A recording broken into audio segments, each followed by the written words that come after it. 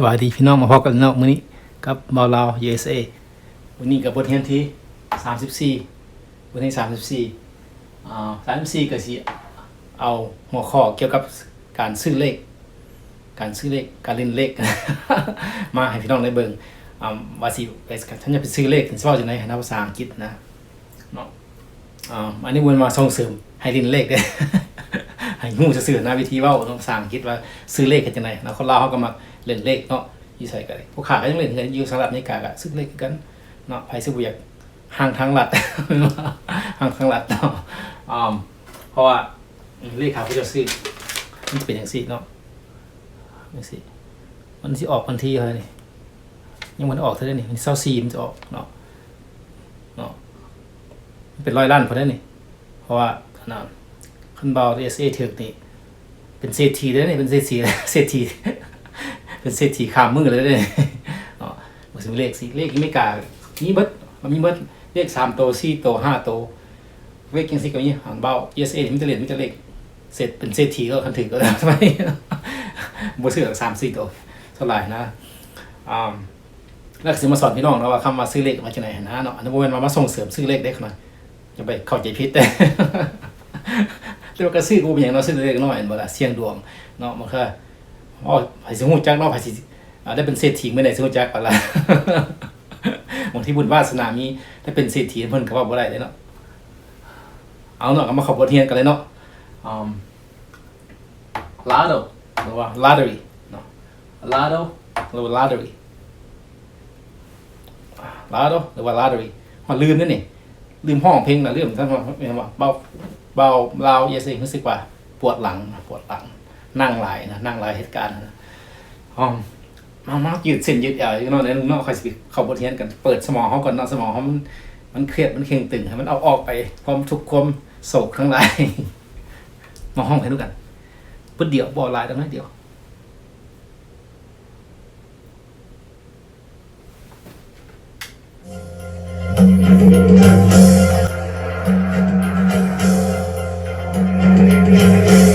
โอ้ยเนาะกะโอ้ยเนาะกะโอ้ยเนาะ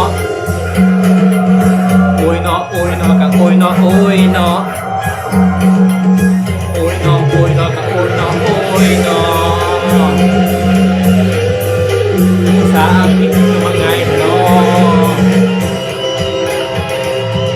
โอ้ยเนาะกะโอ้ยเนาะโอ้ยเนาะกะโอ้ยเนาะกะโอ้ยเนาะภาษาอังกฤษคือว่าไงเนาะเยี่ยมรู้สึกว่าเด้งปังขึ้นมาสมองกันเตรียมพับผมขึ้นใหม่ๆเรื่องเอาสนับมือหน่อยเนาะเพราะว่าอย่าเสื่อมอย่าสาย เอาเข้ามาเงียบต่อครับซื้อเลขวิธีซื้อเลขลาโดหรือว่า lottery อาจจะอ่าน lotto หรือว่า lottery แปลว่าเลขนะบ้านเนาะภาษาลาวก็ว่าเลขซื้อเลขมันซื้อเลขซื้อหมายความว่าเลขเนาะเลข lottery อ่านตัวนี้อ่าน lottery อันนี้ lotto ความหมายคือกันเนาะเขาจะใส่กลับไปกลับมาได้เอากับคนอเมริกาแล้วว่าคนต่างประเทศเขาจะเข้าใจด้วยว่าเลขเกี่ยวกับเลขเนาะบท34 lottery Did you have a good dream last night? No. Did you have a good dream last night? No. คนเราจะมาขัดมาถามกันนะว่าฝันดีว่าเมื่อคืนนี้นะ อีกแล้วคำว่าฝันดีว่าเมื่อคืนนี้ว่าจังซี่นะ Did you have a good dream last night? Did you have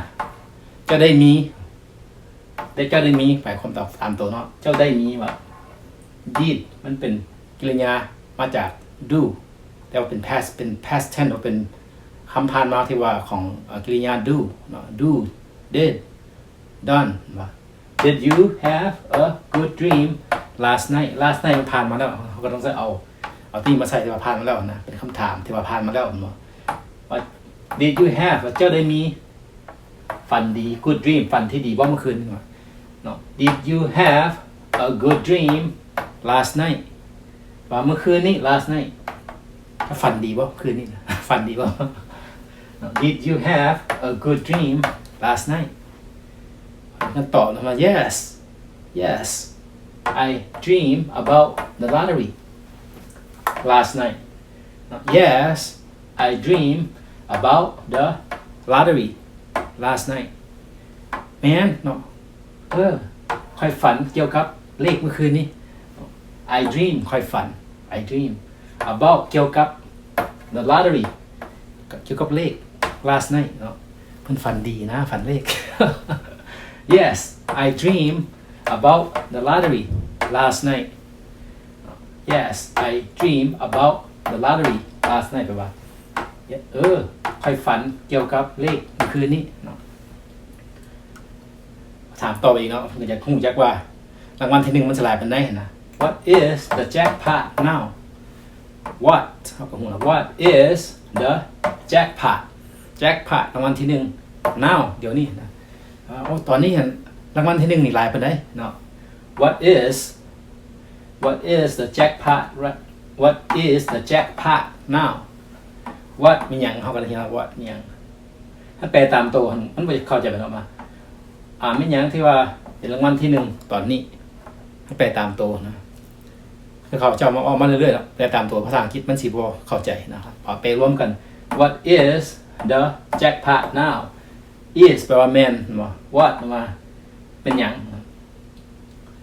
บัดแปลรวมกันว่า What is the jackpot now รางวัลที่หนึ่งตอนนี้ now เดี๋ยวนี้นะ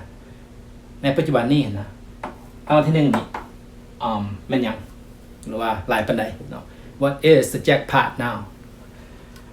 พอสิตอบเนาะ The jackpot is $100 million มาใส่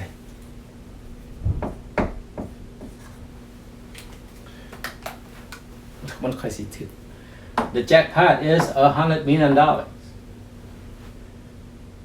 The jackpot is $100 million The jackpot รางวัลที่หนึ่ง is แมน100 ล้านnot 100 ล้าน is $100 million The jackpot is $100 million เบาฟังเบาลาจิเอเซนี่กับฝันอยู่เลย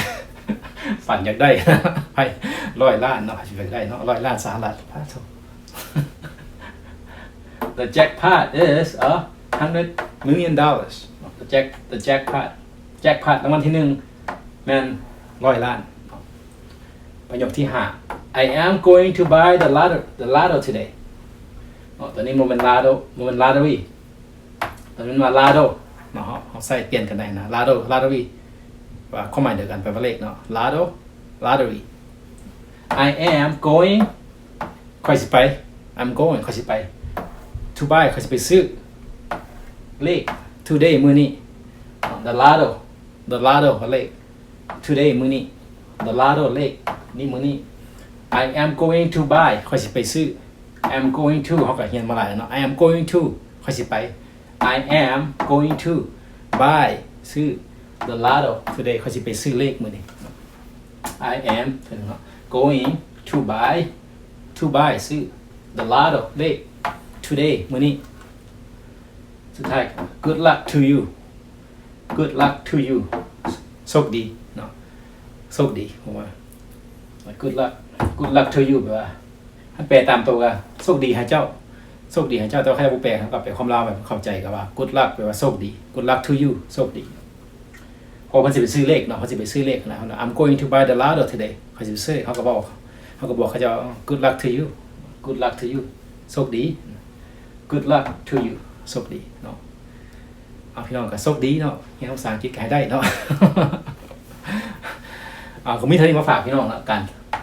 ว่าภาษาอังกฤษครับไปซื้อเลขว่าจังได๋นั่นล่ะความมาเลข lottery เนาะอันนี้บ่แม่นว่าส่งเสริมไปซื้อเลขได้ เสี่ยงดวงซื้อนอกเสี่ยงดวงซื้อก็ได้เนาะบ่แม่นว่าสิไปขายเงินขายซ่านไปซื้อเลขบ่เอานำเด้ เอามื้อนี้ก็บ่เท่านี้เนาะเอามื้อนี้ก็ห้องเพลงจากกันเนาะก็สิจากกันไปแบบม่วนซื่นสนุกสนานนะเนาะเอามิวสิกขึ้นมา โอ้ยเนาะกับโอ้ยเนาะโอ้ยเนาะกับโอ้ยเนาะถือเลขจังได๋ก็บ่ถึงเทื่อเนาะ ถึงกันไปคอยซื้อไปก็แน่หรือเปล่าเนาะโอ้ยน้องโอ้ยน้องกับโอ้ยน้องโอ้ยน้องโอ้ยน้องโอ้ยน้องกับโอ้ยน้องโอ้ยน้องซื้ออะไรกับเกียงตับเกียงตับเกียงตับเนาะพอกันเลยพี่น้องขนาดสบายดี